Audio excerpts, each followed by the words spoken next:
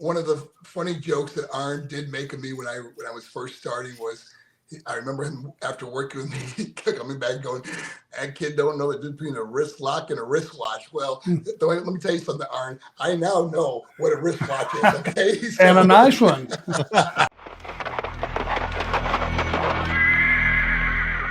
I don't want to be snobbish, but I am.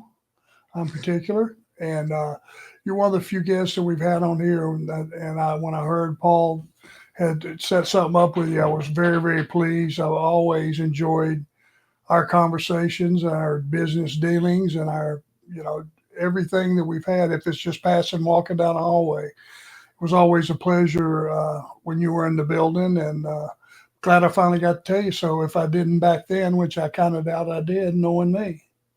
Well, thank you, Arn. Thank you, Paul, man. I've been looking forward to this podcast.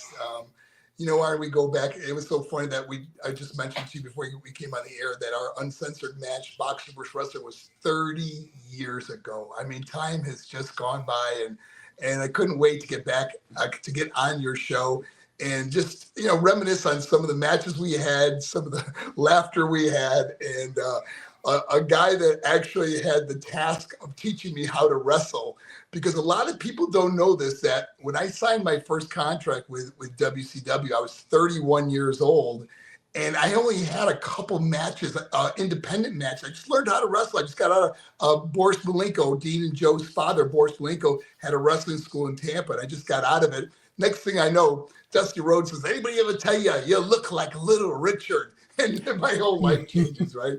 Well, what do? They put me since I didn't know how to wrestle, and they just throw you out there. It's like throwing you out there to the wolves. They go, "Well, you're going to go on the road and you're going to wrestle guys like Ricky Morton, Arn Anderson, guys that are going to teach you how to wrestle. Brad Armstrong, guys, all these guys that knew how to work were going to be on the road, and your task, unfortunately, was to try and get this stiff green kid how to move in the ring." And I got to tell you, I couldn't have had better people help me get to the level that eventually won me Most Improved Wrestler and Rookie of the Year, and things that really changed my whole trajectory in professional wrestling. I can't thank you enough, buddy. Well, you're more than welcome. And let's put a little bit of an extension on that, stiff with skills. Guys don't understand today because, they either do their 8 or 10 years on the indies before they get a break, or they go to WWE, where immediately they're thrown into a system where they can learn. But for a young guy today, like my son, Brock, who's trying to break into business, there's just not enough reps. You just, if there was just a couple places that it was every Friday, Saturday, Sunday would be something. But, most of these kids are getting to work maybe once or twice a month. So, in those days, it was a blessing that we got the young guys like yourself, a Brad Armstrong or a Ricky Morton or an Arn Anderson who had been there, done that, drawn money, knew how to draw money, and you could trust us and we wouldn't take advantage of you. Your well-being was our well-being, and a lot of guys didn't understand that at the time, but we were right on the tail end of having guys that you can't get over by yourself. It takes two to tango. One of the funny jokes that Arn did make of me when I was first starting was, I remember him after working with me coming back going, "That kid don't know the difference between a wrist lock and a wristwatch." Well, let me tell you something, Arn. I now know what a wristwatch is. Okay, and a nice one.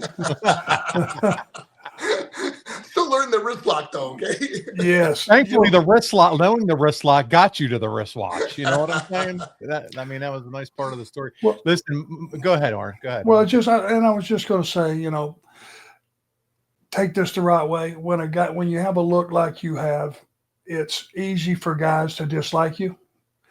And you had it all. You had my theory that fat looks better brown. Imagine how good it looks, abs and brown. You had a background in athletics, that put you ahead of the curve. You had the right attitude. You had, everything in the world going for you. And anybody would be a fool to not make the most you can. Make that guy what he appears to be coming through the curtain, and that's a superstar. And that's what we did. One of the other funny stories that I had was I think it was Nick Patrick was our referee, and Arn and I were having this back and forth match, and a lot of times the referee will separate you and give you instructions from the other wrestler, which Arn would tell him to tell me what to do, because I was just learning, And Arn said, punch him in the face as hard as you can. And I said, what do you mean punch him in the face as hard as I can? And he said, because your working punch is killing him. Now, anyone that understands that working punches when you try to hit the guy without making it look like you're killing the guy. But unfortunately, I was learning I couldn't hold back my punches sometimes. But Arn was such a tough son of a gun. He could take those punches. Even when you look at our boxing wrestler match, you can see I'm laying in some punches on Arn. Even with gloves, man. Oh, man. But, hey, I took that as a challenge. And in the fact that all it was back in those days now, it was just wrestling matches. And if it was for a title or something, very rarely did you get a fun match like that we could, be creative. Yeah. We used your real life trainer, right? We plugged him in. Rock Finnegan. that had to been fun for you, right? Oh my gosh. Obviously he's passed away, but that was one of the highlights of his life, to be on national show pay-per-view, and the funny ending where he puts the bucket on your head and I hit you with a big left hook, and you did a little spin with your head and the bucket's going around your head. It was hilarious. Don't ask me how I got it to spin, because I couldn't see a thing. I have no idea. So many great memories, man. Listen, Marc, we are just so excited to have you on, and just listening to you and Arn catch up. It's awesome. But we came with a purpose here this evening. Not only was it to have you and Arn catch up and tell some stories of what you are talking about here, but you got a book out, okay? Bad to Good. I'm showing it right here on screen, where you can find some of these stories that Marc's talking about and a lot more that he has to share, not only about Arn, but man, you talk about boxing, wrestling, heartbreak, redemption. It's all within the pages of this great book. And the reviews, they're coming in left and right. You can find it on Amazon. This book is an amazing read. You're a special human being. I haven't been able to put it down from Kelly. Inspirational from one of pro wrestling's all-time greatest performers. Another Amazon reviews. If you're listening to my voice right now, which I know many of you are, I see questions is flying in. Continue to do that. Use the super chat function, guys. We're going to have Marc and Arn answer your questions here shortly. But grab a copy of this book. He has so many great stories.